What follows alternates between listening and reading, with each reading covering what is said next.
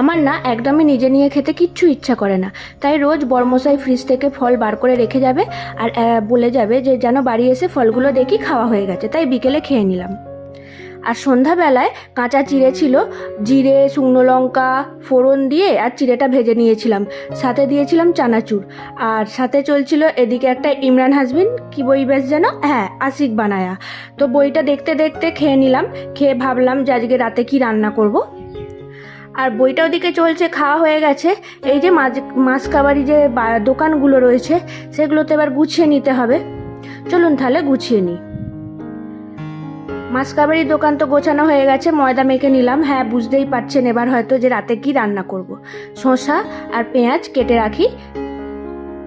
এই দেখুন বড়মশাই বাড়ি ফিরে গেছে আর এদিকে পরোটাটা ভাজতে শুরু করে দিয়েছি। শসা পেঁয়াজ কাঁচা লঙ্কা কাটাই রয়েছে। দেখুন গরম গরম একদম এগরোল করে বড়মশাইয়ের হাতে ধরিয়ে দিয়েছি। আজকে রাত্রেবেলা আমাদের ডিনারে রোল।